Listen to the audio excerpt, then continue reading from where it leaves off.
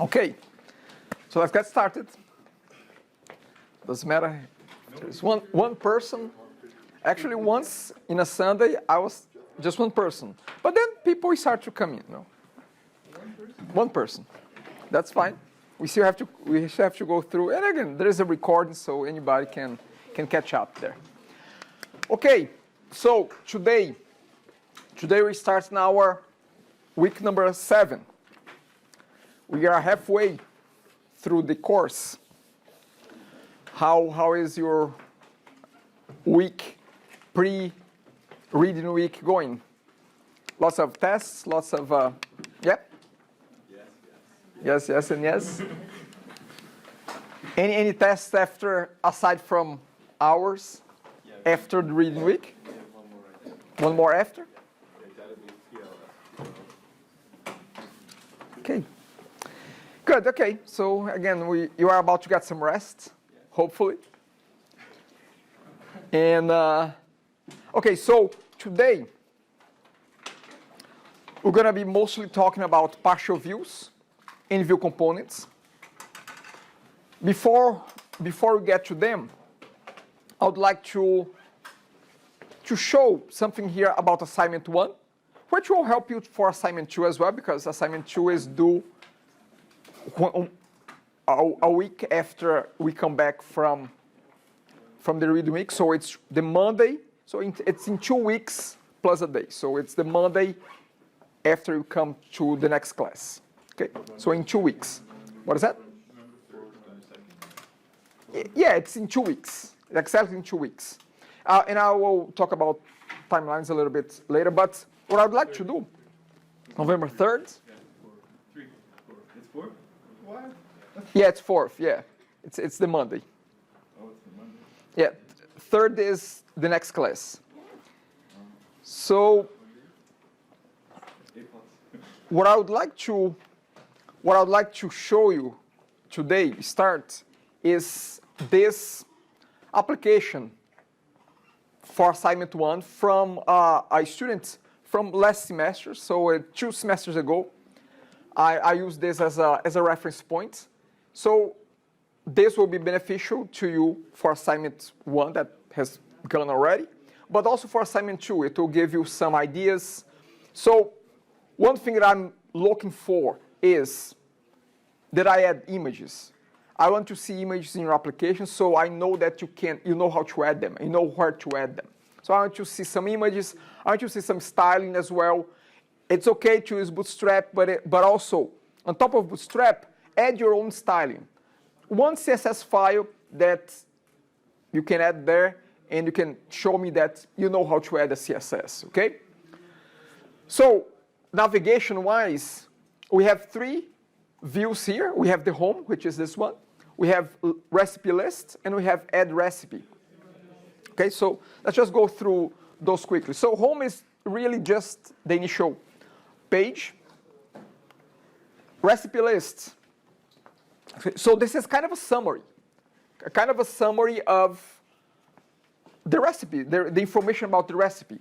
This does not necessarily have to have all information about the recipe. It's supposed to be, again, just a simple list, a summary. For instance, here, you don't see the details of the steps of how to do this recipe here. It's just, again, a summary, a list. Now, if you want to see more details about that recipe, what do you do? What do you do here?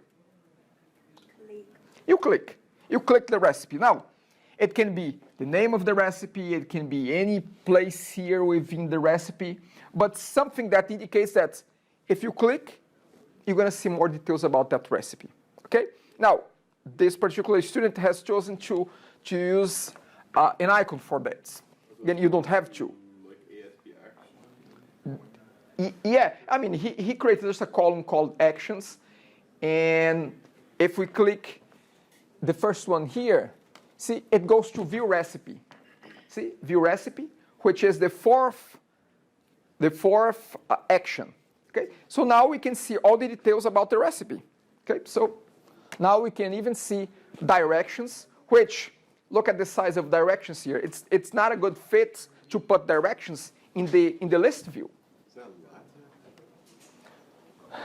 Maybe it's just I think it's like ipsum laurum, Ipsum laurin. So again, there's some information that is not suitable to show up here because this is just a summary. Okay, so we show them there.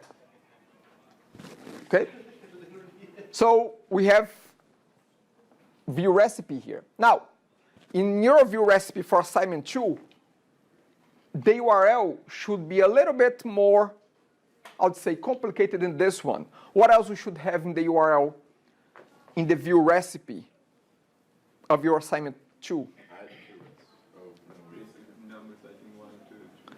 We should have some sort of a reference to the recipe ID there, okay? It could be something like /2/3 that will load a specific recipe, okay? Now, we also have add recipe. I would recommend, I would ask that if you just have one property for recipe, put at least 2 or 3, put a little bit more, make it a little bit more comprehensive, involving. It's not a must, but I would recommend that for your own training, okay? So just a form to add a recipe, and because this is assignment 1, it's not saving, but for assignment 2, if you click save, it should go to the in-memory repository of recipes, okay? Not saved in the database, but saved in memory. And then we have here, back to our recipe list, we have review recipe. Here, a lot of you put view recipe and review recipe at the top navigation. Ideally, view recipe and review recipe, they are in the context of a recipe, either in the line of the recipe under recipe list, or if you go to the recipe details, maybe you could have a button here that says review recipe. But in this case, the students chose to put it right here as another action. Okay, so if you click the action, you can add a review to that recipe. Now, assignment 2, I'm not asking for this review to be saved. You don't need to do that. You can choose to do that as your project later in the course, because with this application, we still have assignment 2, 3, 4 in a project in 7 weeks. But you're going to see the project is not that complicated. I'm going to give you, you're going to choose one of 10 features to implement in your application, okay? 1 of 10, not implement 10, 1 out of 10, okay? Great. And that's about it. Any questions about assignment 1 or assignment 2 based on this here? Again, this is not, you don't have to copy this. This is just to give you a reference point, okay? Any questions? So if we have a recipe that's, say, add a review, do we need to have a page of the reviews that have been added? You don't need to work on that at this point. Again, you can save, at this point for review, the only thing I would ask is, if you add review here in the top navigation, take it out, make it in the context of a recipe. But you don't have to save that review. You will have review as an option to implement for your project a little bit down the course, okay? So if the user navigates, say they go to add a review page, they add a review, they submit their review, they should not need to later on be able to find their review. It doesn't matter. No, not at this point. No, you don't need to worry. There are other things that you need to worry about. Assignment 2, which is saving the recipe, listing the recipe. You need to take care of that. Okay. Okay, great. So again, if anyone has any questions about assignment 2, let me know. Due date is in 2 weeks and a day. So November 4th or 3rd? 4th, Monday. The Monday, yeah. 1 day after we come back. So later today, we're going to be talking about midterm, okay? but in the beginning of our second half of the day. But we're going to talk about that, okay? Great, so let's start the fun.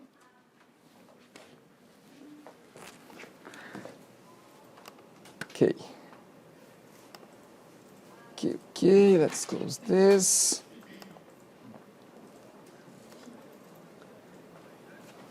Oh, by the way, with what we're going to be talking about today, make sure that you take some notes. You don't have to upload anything, but I just recommend that as we go through, make a few notes, because I'm going to ask you later in the day to think about your notes and maybe share your notes with a colleague, with a neighbor there. So, and just make a few notes so you don't leave today, and leave everything behind without remembering too much. So again, make some notes as we go along about partial views and view components.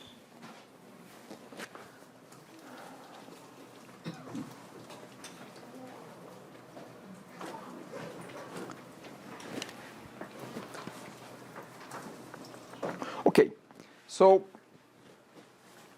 partial views and view components. We have been, I have been promising to talk about partial view at least for the past 2 weeks. So we are finally there. Today, what is that we're going to be doing? We will be talking about and understanding and applying partial views and applying view components as well. Both are very similar. They more or less do the same thing, but of course, there is a point to have them both. And we're going to discuss what is the application of each one. Back to our diagram. Every week, we're going to go back to our diagram and see what you're going to be talking about. We have discussed before this part here, model and controller.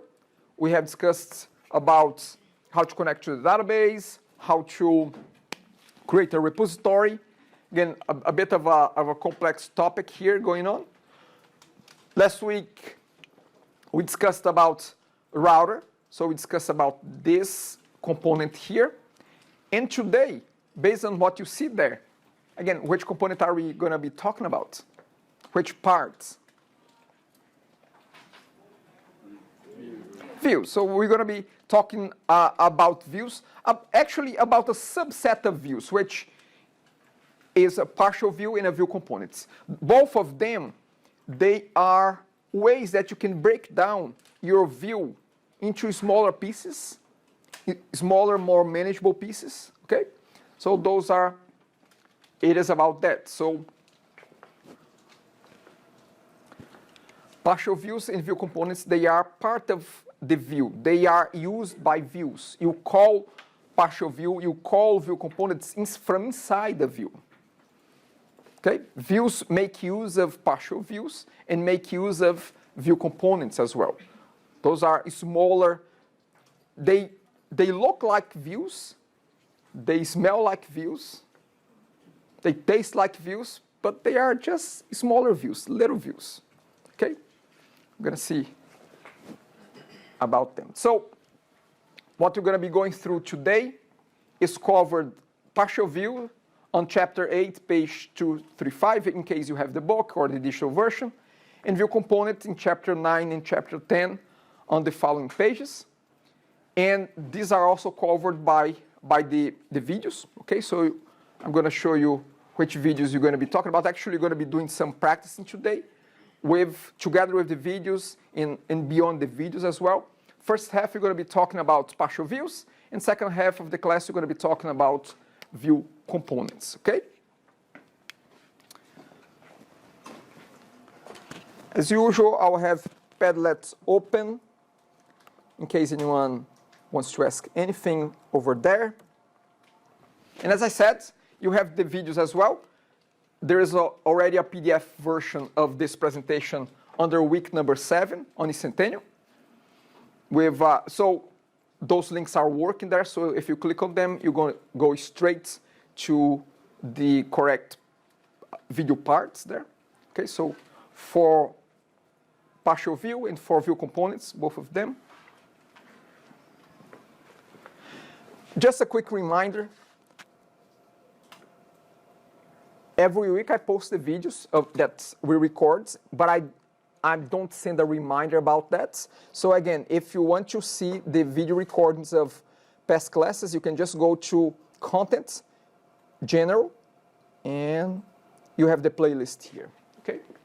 So you can just click there and see all the past classes here, okay? And just a reminder. Okay. Partial views. So here's what we're going to do with partial views. Partial views we have seen a bit back in chapter 8. This was about 2 weeks ago, 2 or 3 weeks ago.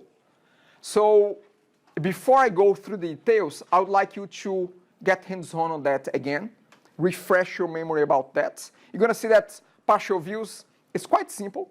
It's very, very easily managed. And the other thing is that you're going to have, there is one part of the assignment 2 that is about creating a partial view. So with the information that you're going to be seeing today, you have more than enough information and knowledge to apply that to create a partial view. Actually, what you're going to be doing here today with partial views is a little bit more complex than what it is in the assignment. Assignment is even simpler than that, okay?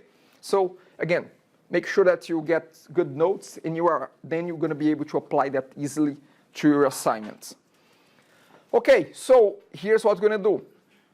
We're going to download this chapter 8, part 13 code, and then we're going to go through part 14, chapter 8.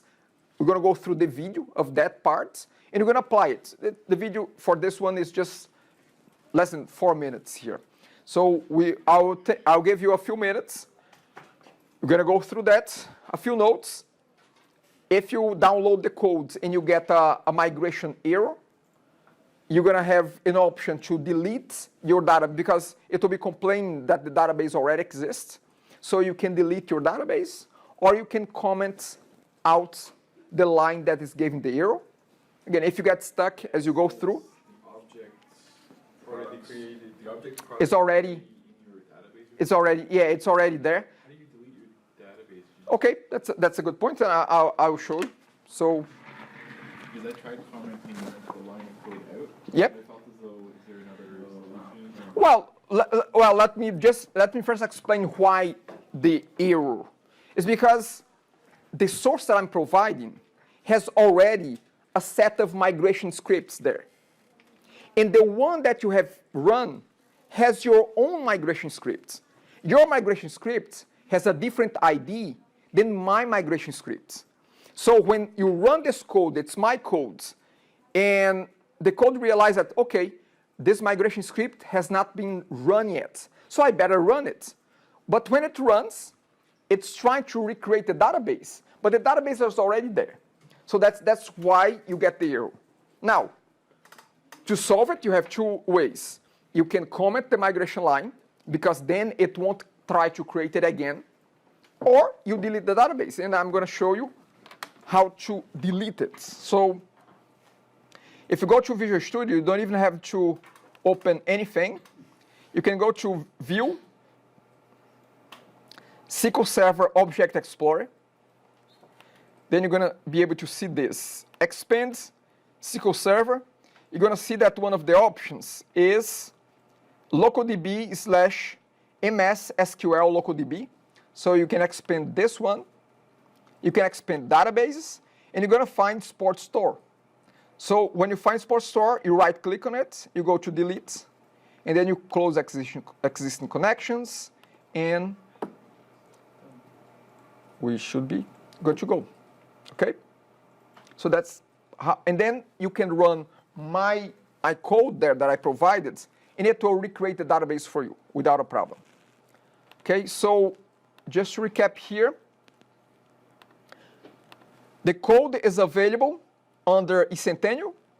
Go to Content, Source Code, and then that's Chapter 8. So you're going to go Sport Store Chapter 8, Part 13. So you scroll all the way down, download this Part 13, unzip it, and then you can use it to go through video Chapter 8, Part 14, which will show you how to create a partial view. And then once we're done with that, I'll go through further explanations about partial view, okay? Just in case, I'm gonna provide the link to the video here, but again, the video you can find it. Let me see where you can find it. Well, you can find it by clicking the PDF, or again, I'm gonna share this on Padlets. So this is chapter 8, part 14. Chapter 8, part 14 video.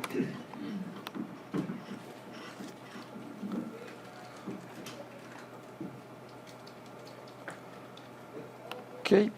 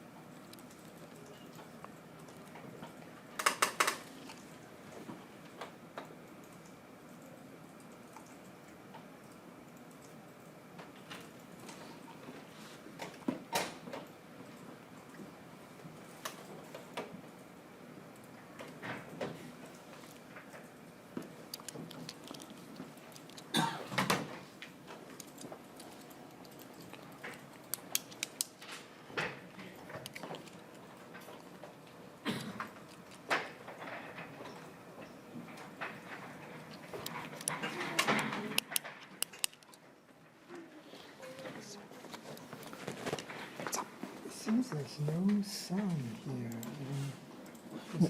Maybe try click here this box. Try the other one. Oh, but maybe this is a speaker. This is the external speaker. Is it external? Oh, it's okay. Thank you. No problem.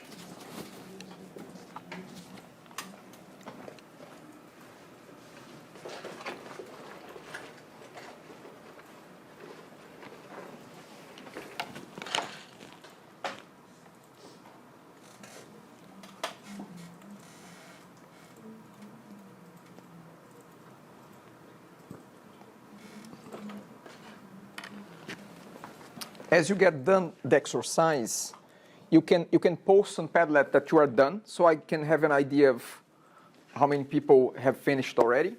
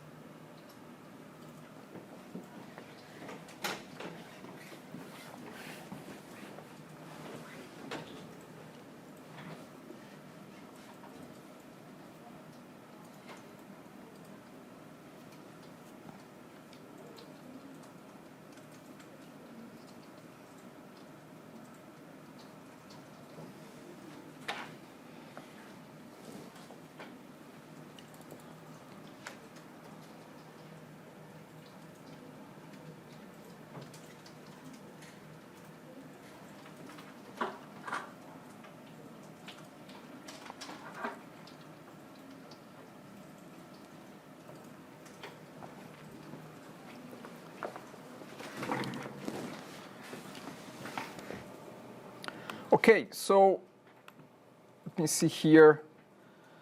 Okay, we have a few that got it done, but not even half of the class yet. So let me give another 5 minutes here. If you have finished already, maybe you can have a look at the PowerPoint, at the PDF.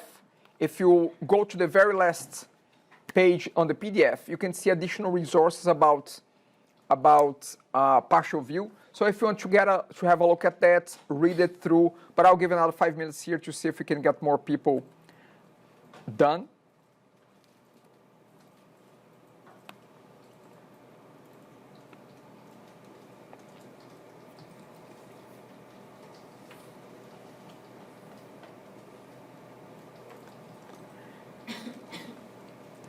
A green line under the at HTML. Yeah, I'm gonna address that. But how about you try to solve that? You have to add tag helpers, or? So the question is this one here that someone posted. I got a green line under. So green line is not a problem. It's just a bit of a warning.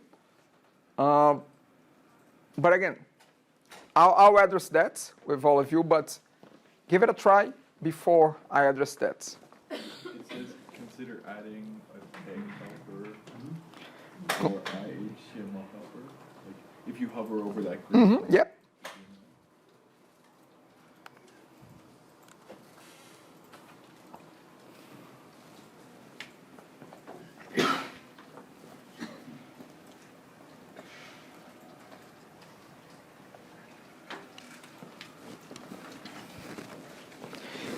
I've added, if you want to see, Yep.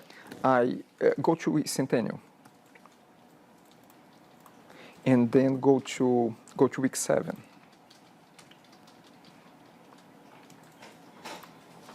Under clue cards, partial view clue cards. If we scroll all the way down, you're gonna see that you can replace what you put there with the green line with this one here. Oh. This is what it's one of the possibilities there, and it won't give you a green line, but I'll explain what's the difference. Oh, okay. Okay? Thank you.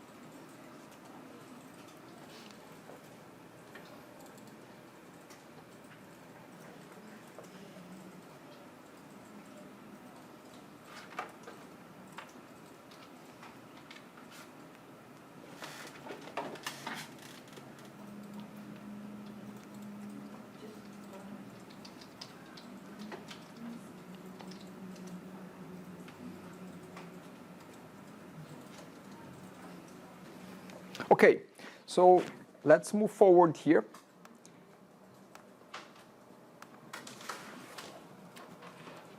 So how was it? How was it creating a partial view? A bit simpler than creating a view. So I'm just gonna give you a few words about partial views. This was, again, a very simple example. We're gonna practice yet another one in a few minutes. But before we go there, a partial view is nothing more, nothing less than another markup. When you see the word markup, you can think about HTML, you can think about Razor script. Okay, so partial view is a Razor markup with the same extension as a regular view. You create it, use the same process. And a partial view renders HTML. What does it mean, renders? What is render?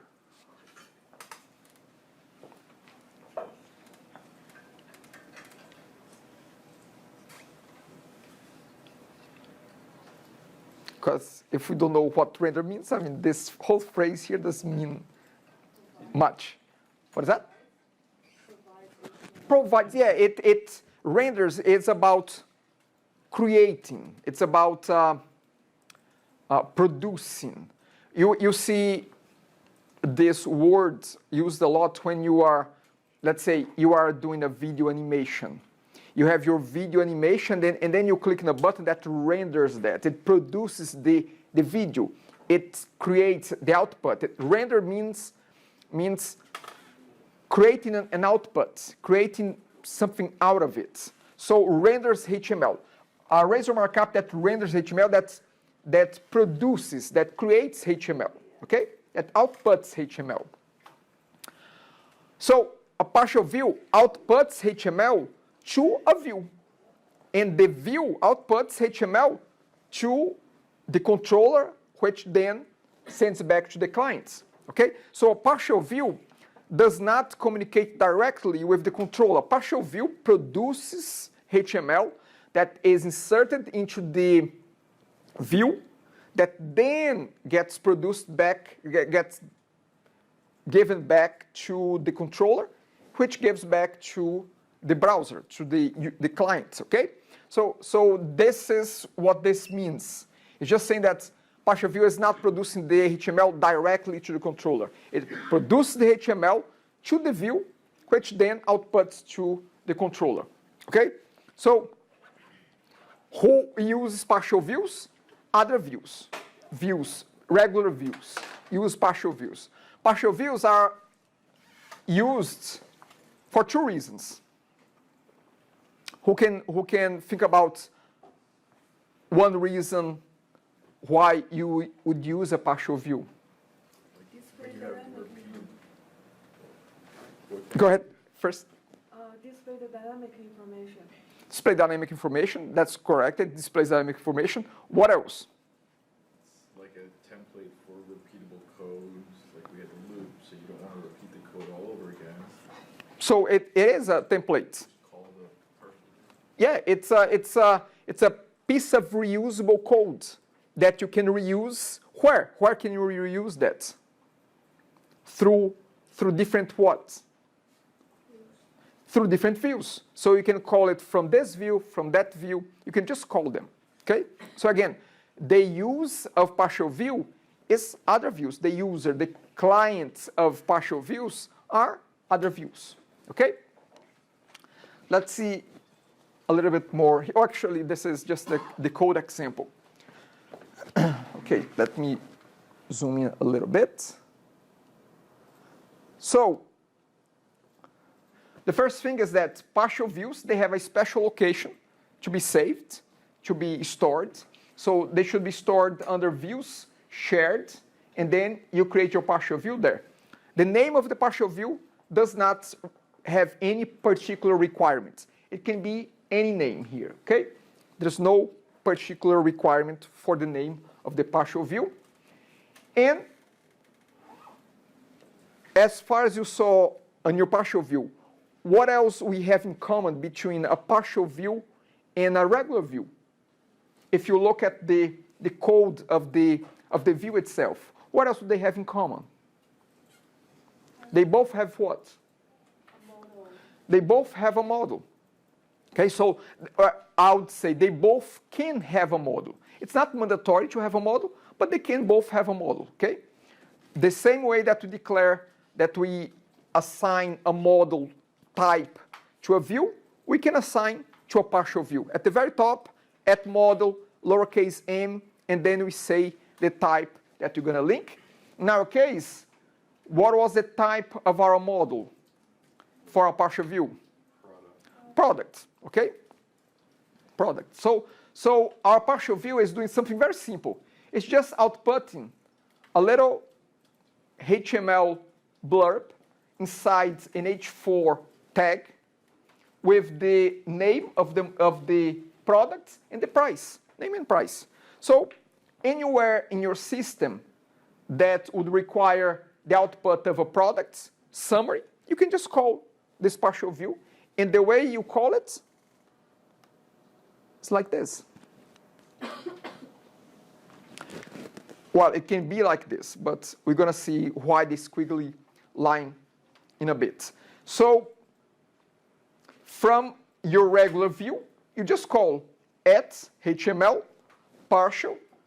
First argument is the name of the view.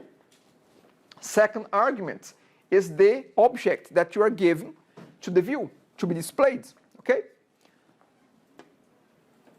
We're going to talk about this squiggly line when we get to the next exercise here.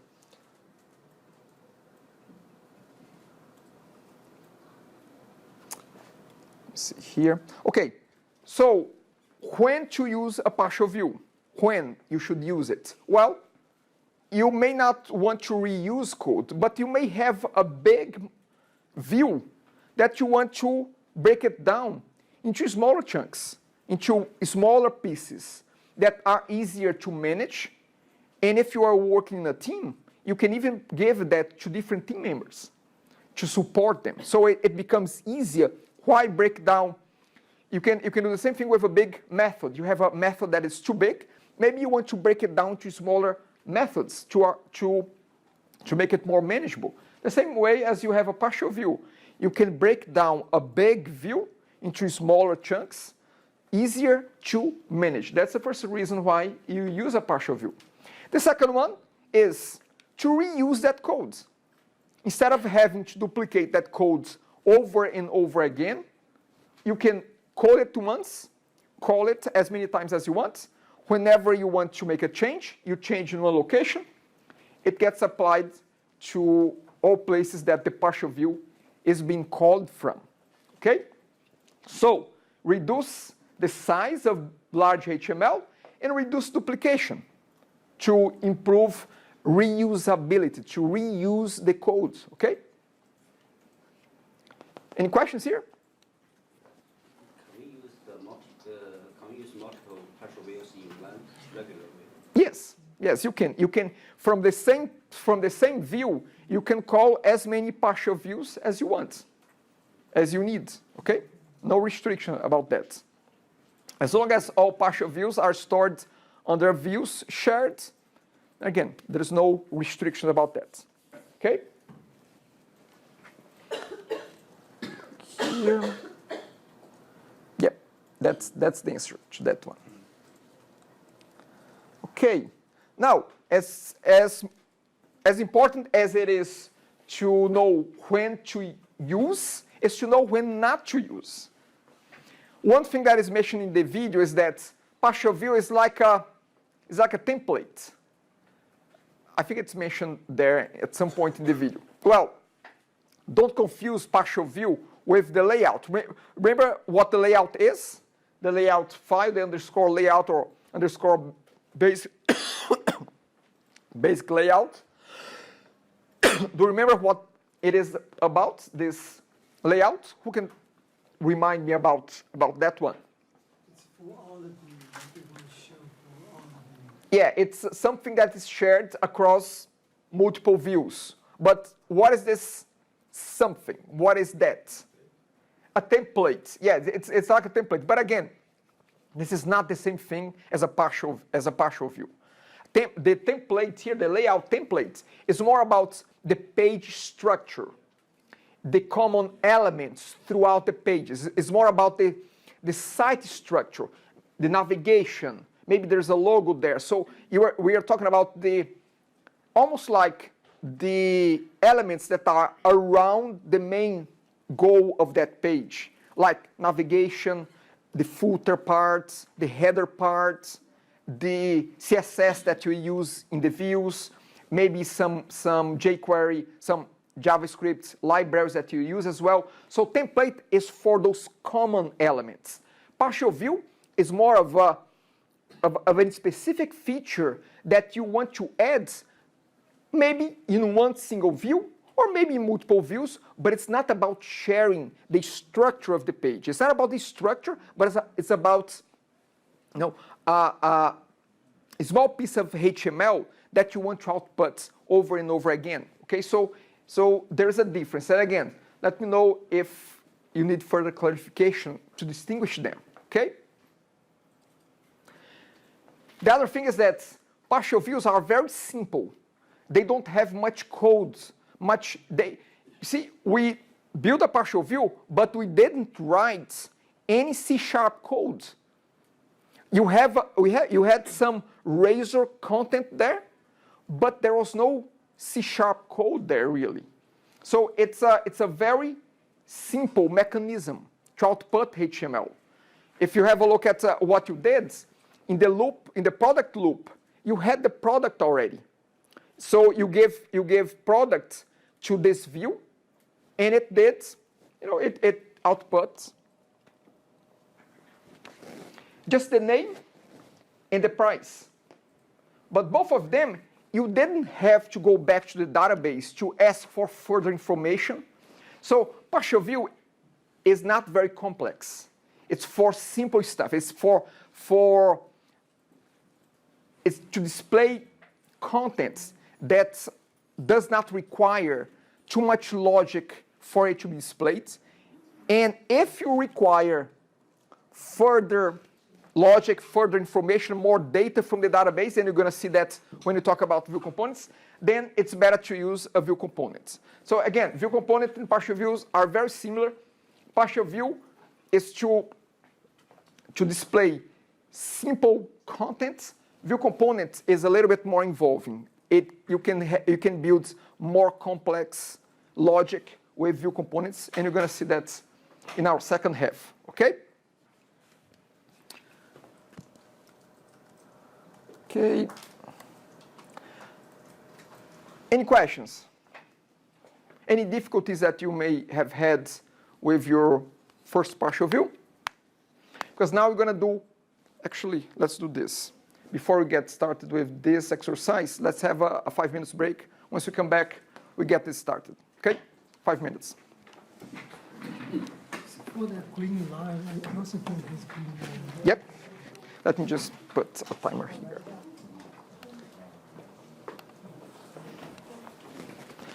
Got it. So opening Centennial.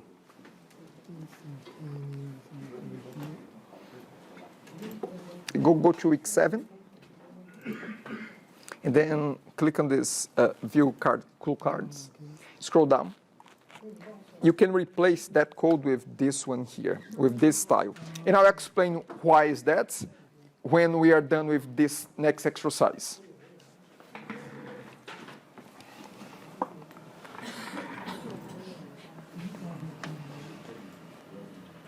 Yeah. When you say he's going to explain it, you can go to the cue cards. But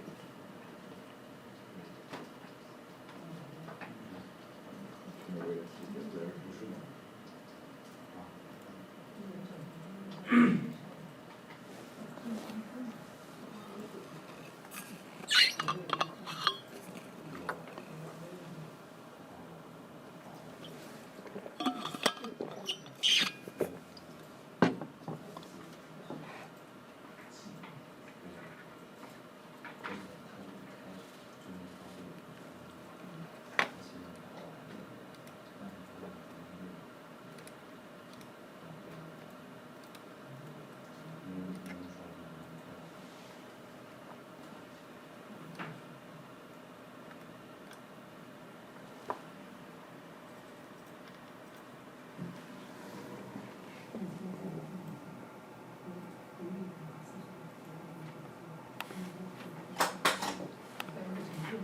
但是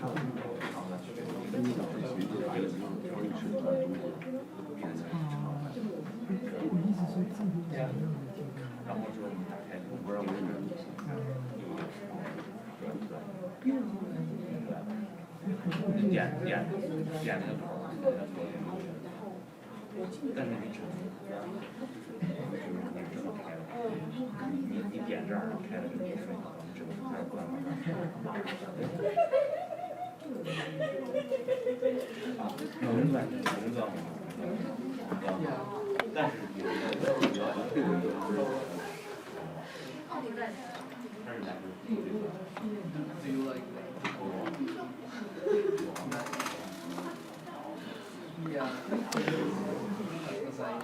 Okay, so let's carry on.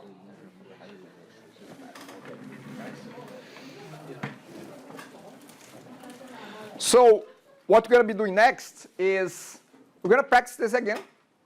If there's one thing that we're going to leave here today being experts is on partial views. Partial views are going to become experts here. So what you're going to do is you're going to download. There's no video here for this one. You're going to go blind.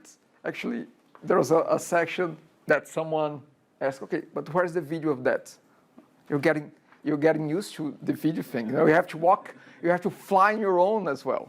So this one here, you're going to download the last step of student system. And in the list of students, we're going to do something similar to what you did with products. You're going to take whatever is inside the for each loop, and you're going to move that to a partial view. Okay? Where can you find student system step 8? If you go to Sports Store, source codes, student system, and then scroll down, student system step 8. It's right here, so download that and get this one done. Now, for this one, you can use, of course, you can use the previous video as a reference point, but you can also use this clue card that I provided there under week 7 called partial view clue cards. you can just follow. It's a simple 3-page clue cards. I'll open that here. So if you go under week 7 and then partial view clue cards, you're going to see step by step on what you need to do to put together your partial view. Okay? So let's take care of that. I am around. If you want to ask me questions, by all means, just let me know. As you get this done, post in Padlet that you are done. And let's get this one going here.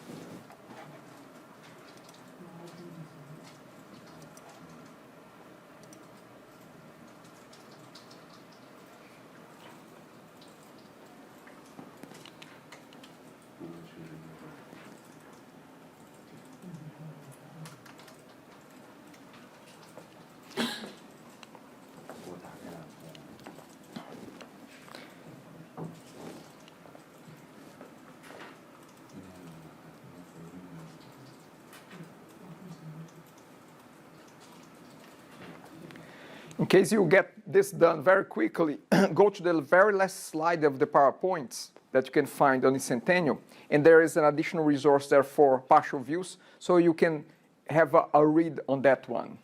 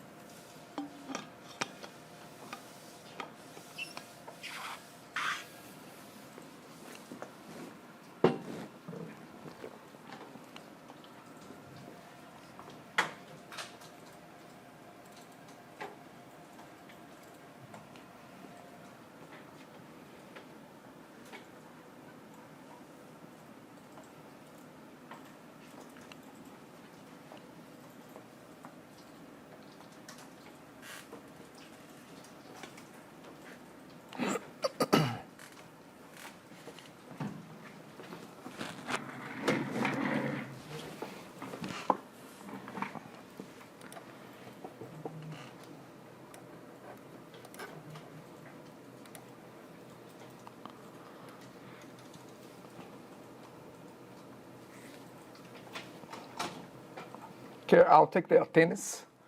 Alvin. Amel.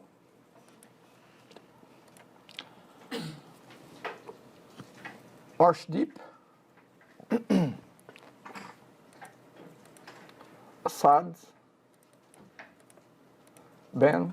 Yes, sir. Bojang. Brandon. Carlos. Gary. Alan. Alan, yep. Intias. Ikra. Jerry.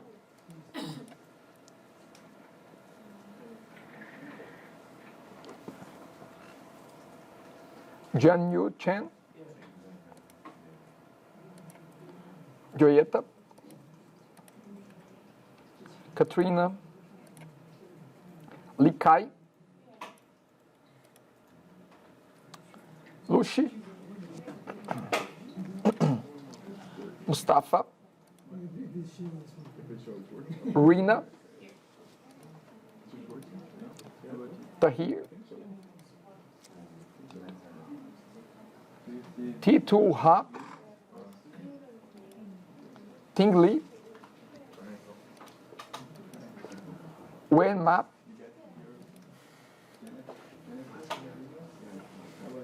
Tony. Jillian. Everything else. Shenglong. Waibin. Uinza. Sao. Oh. If I did not call your name, let me know, okay? How long you take you to, like 2 hours? 30 minutes. I just want to know. You're allowed to take 2 hours before? No, it hasn't. No, it's estimated. It's estimated.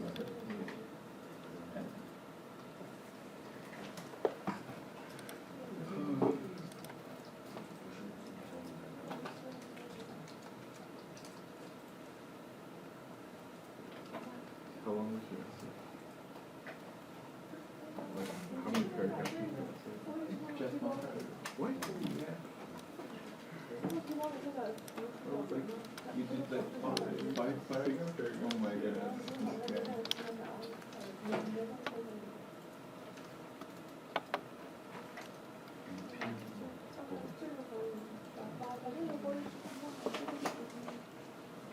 Twenty marks, so I thought like 2 marks per paragraph. 2 marks per paragraph.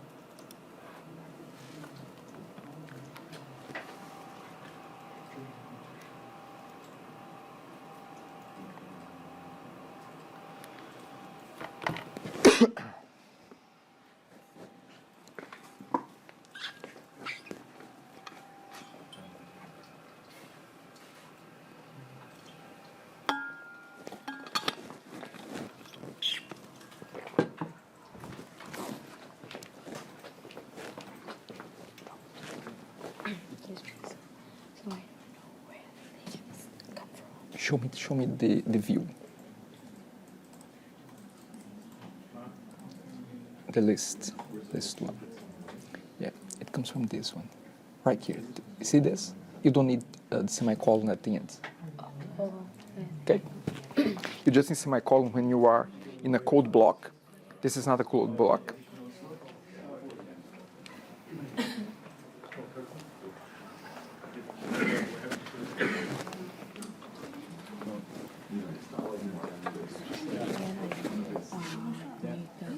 Student inputs. Mm-hmm. And the model will be the list students. So that's the view list students, and the partial view is student inputs, correct?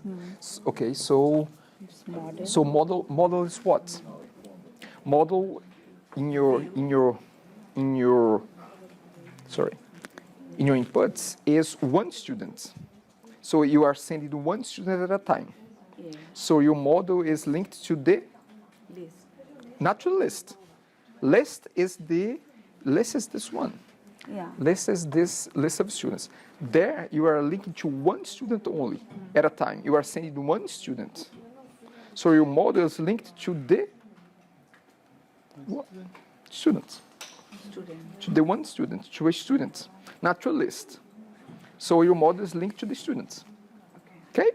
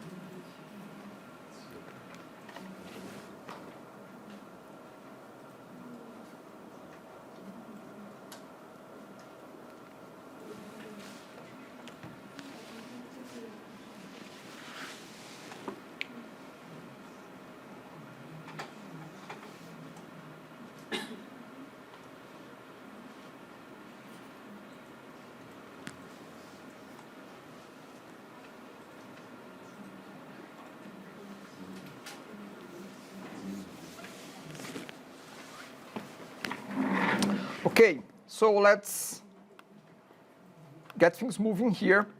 So what I'm going to do is I'm going to go through the codes, I'm going to demonstrate, and I will be explaining further concepts as we go through the code, okay?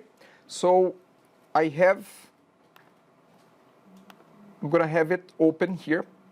So student step 8.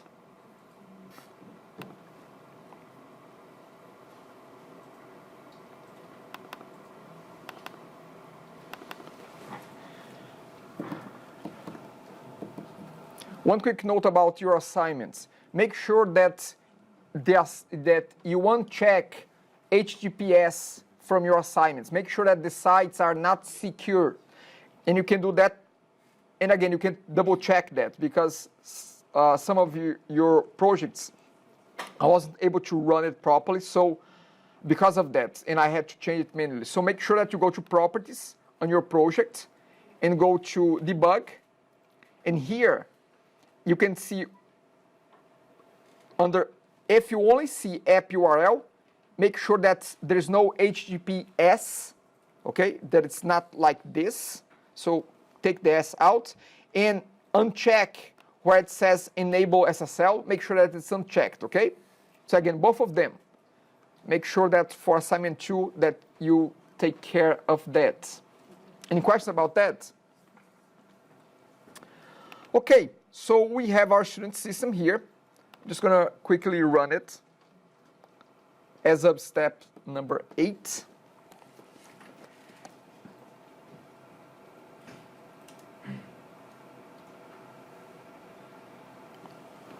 And if you go to list students, what I want to do is I want each one of the lines here to be created via a partial view, okay? So if we go to our view, home, list of students, actually let me open the clue cards. So if you follow clue cards, first of all, you have to decide and define which markup do you want to remove from the view and move it to a partial view. So you have to figure this out first. Well, in our case, it's already asking for that. It's saying that move the markup code inside the for each loop.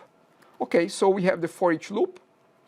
So this is the markup that you're going to be moving to the other place, to the partial view. Okay, now, to create a partial view, we create the file, the partial view under views shared. So we have to create a new folder here. Sorry, actually the folder is already there. So I'm just going to go to add new view. You can add it from here if it's working on your station there. You can also go to new item and do it from here, razor view. And I'm going to call this, as we are in the context of student, I'm going to call this student summary.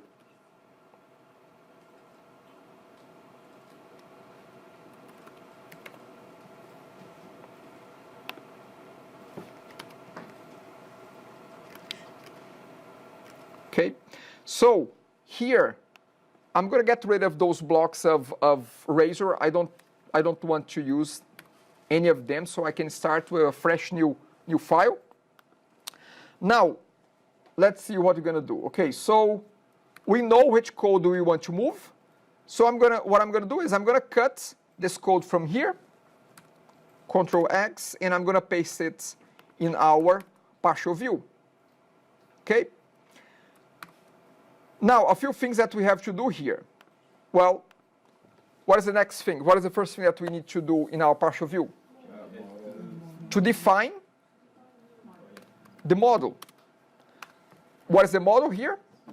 Students. So, again, we have an enumeration of students in the list students. But here, because we are inside of the for each, so we're going to send just one single student to the view, to the partial view, okay? So the partial view will expect just one student at a time. Now, we define the model up there, and what do we have to do to adjust this? It has to be model. So we're going to have to use model instead of S here, okay? So let's do that one at a time here.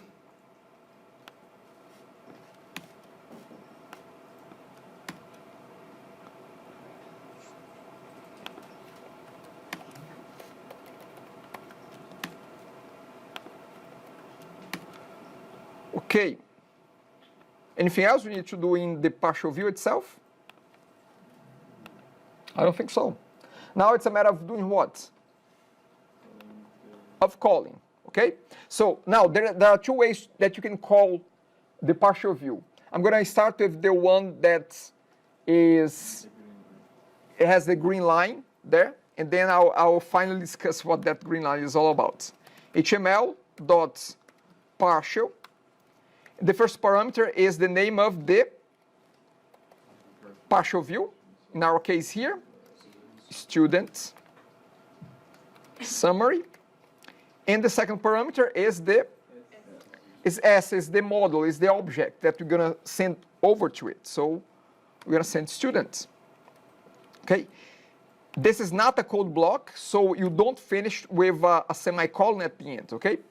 Because this is not a code block. Code block is when you do something like this, and then you put a code block inside. But again, you don't need to have a semicolon at the end of it.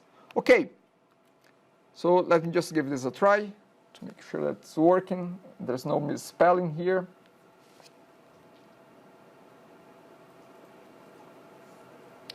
Okay, the students, yep, that's all good. Okay.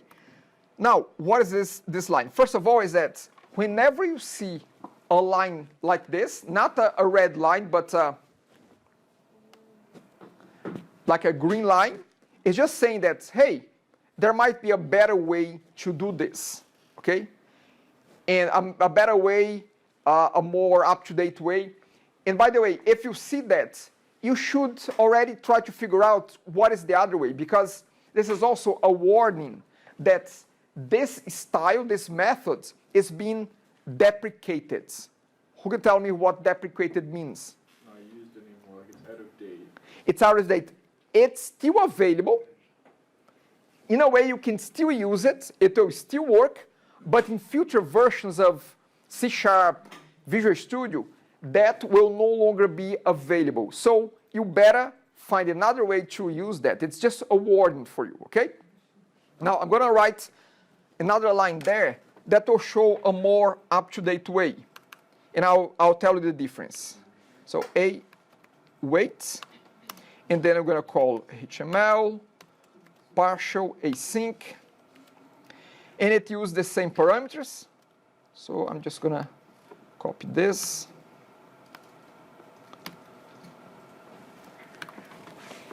Now, I'm not sure if you remember when we were in that week that we did the quick presentations, that everybody loved the quick presentations. Remember that? I know that you're looking forward to another one like that.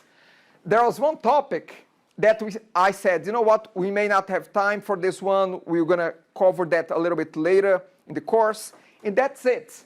That's related to what you see here with this await and async. When you hear this word asynchronous, because this is just the short of asynchronous. So when you hear this word, what comes to mind? If you put some thoughts together, what comes to mind when you hear the word asynchronous? Two things uploaded each other. Sorry? Two things uploaded each other. Two things running at the same time, not being in sync. Okay, I like that. I like that. So it's around that. So here's the thing, and that goes to your question. I saw the other question there that you were saying about blocking. I think that you started to add there, but you deleted it. That was not me, actually. Oh no? That was That was it? Okay, great. So it will get into that as well. So here's the thing.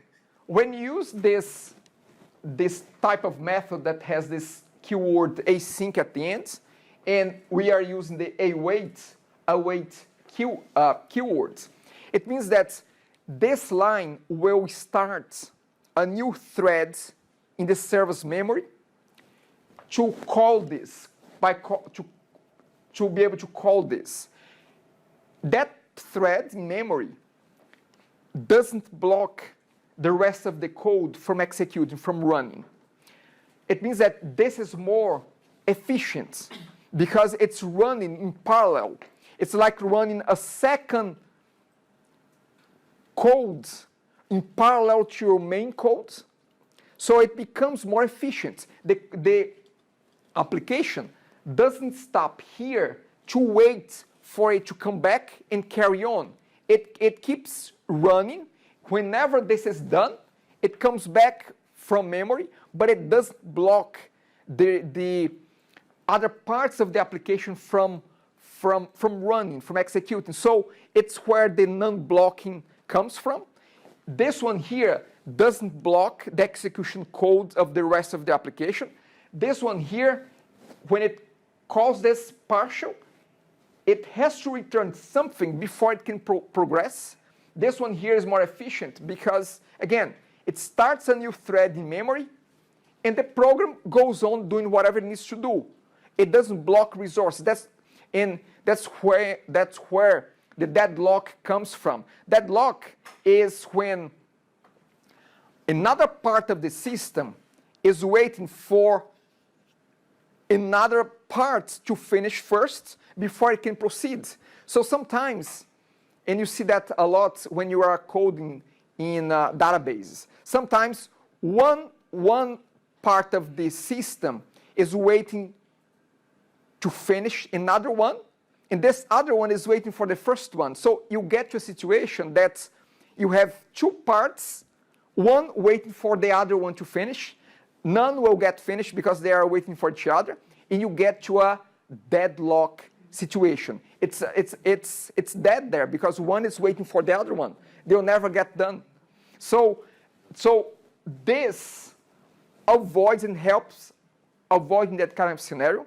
Again, Like Ajax is also asynchronous, similar? Ajax it is. It is. I mean, Ajax is not that, but it's a case of asynchronous as well. When you do an Ajax, and just to give a little bit more context, Ajax is when, in the client side, you make a request to a server resource, and whenever that comes back, again, the application is not waiting for that. It can come back at any time, and the application will react accordingly. So it's a case of asynchronous processing. It's another example of something that is also asynchronous, okay? So again, we should be using this one here, not this guy here, okay? Again, just have that in mind, and we're gonna be using this kind of methods and syntax a lot more as we move forward. This await and asynchronous, you're gonna use that more in other locations as well, okay? So we're gonna keep, any questions about that? Again, this was just an overview. I mean, I don't intend that you are experts in that multi-threading, but just understand in a high level why you're using this and not this one, because of efficiency. This is not that efficient. This is way more efficient than that one, okay?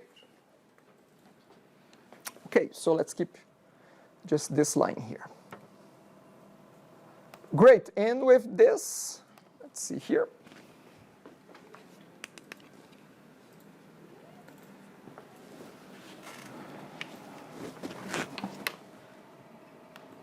We are done here. Now, let me show you this. This is just for example. Let's say that we want to use and we want to print this student summary in the index as well. See, index has one student there. Look at the model. I can get that student and I can call our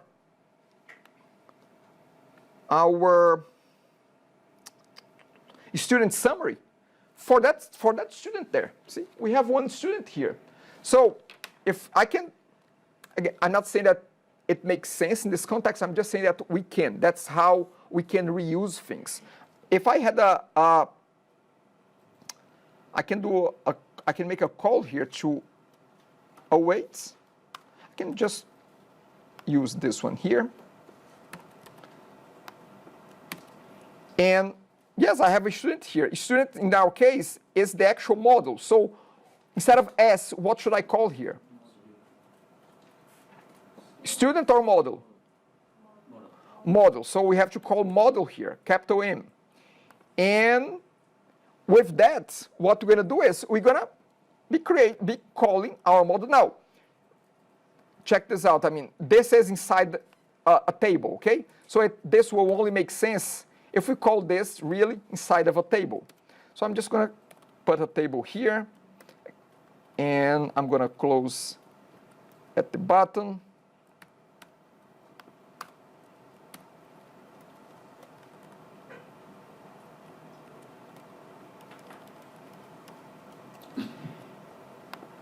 And that's okay. That's okay. It's complain about that. It's trying to figure out what we're trying to do, and it's not, Visual Studio is not aware that the role will come from this. So if we run this,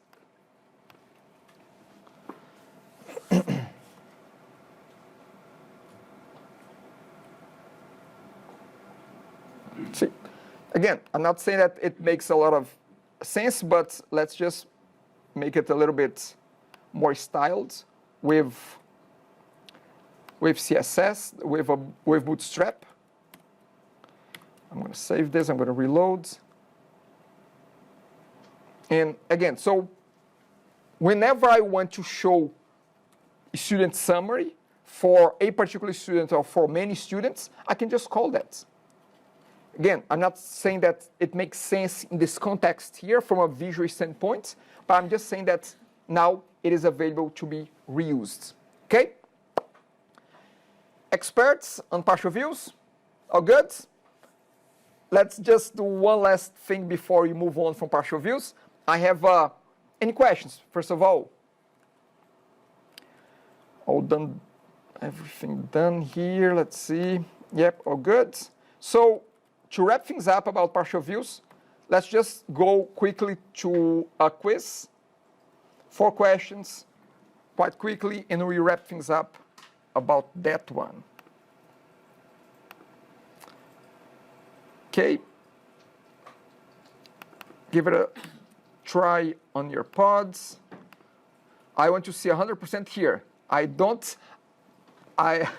not accept less than 100% here. So let's just take 3 minutes here.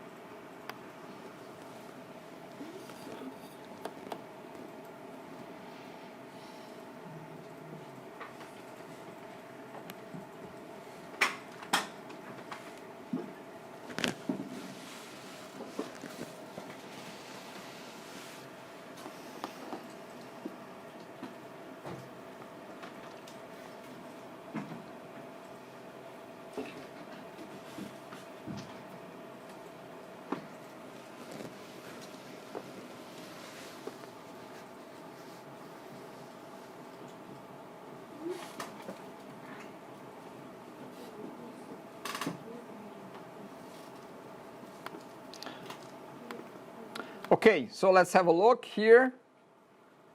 Okay, so hopefully the ones that that didn't get will get now, but that's okay. That's okay.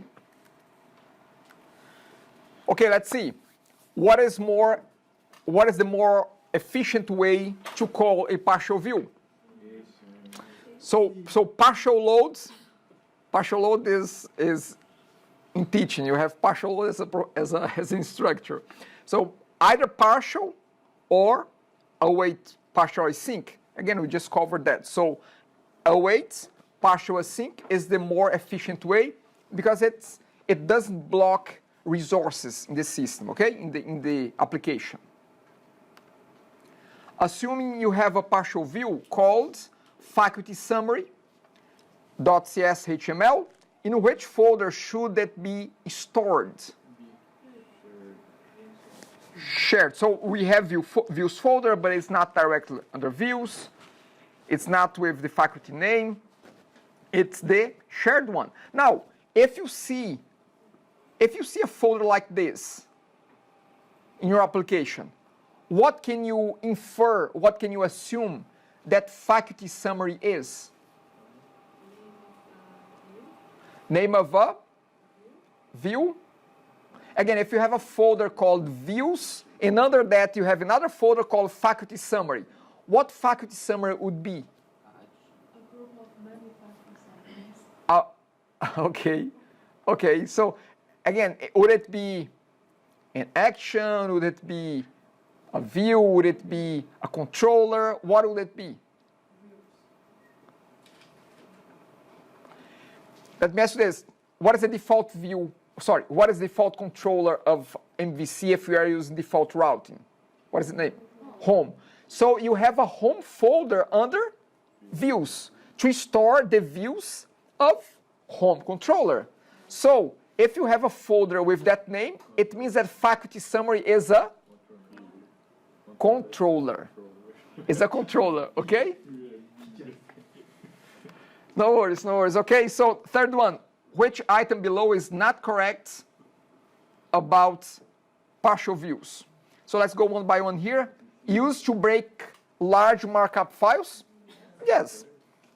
Decrease duplication of common markup content across multiple files?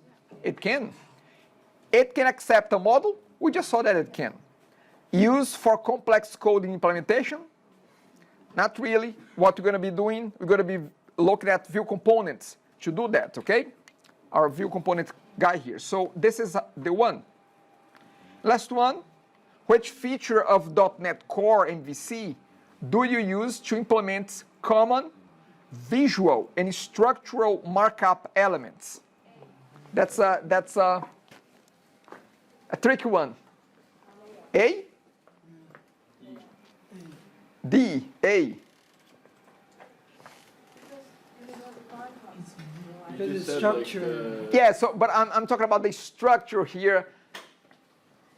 I'm really talking about the layout here. So this was another way that I decided to word layout, because if I put layout here, it will be quite obvious.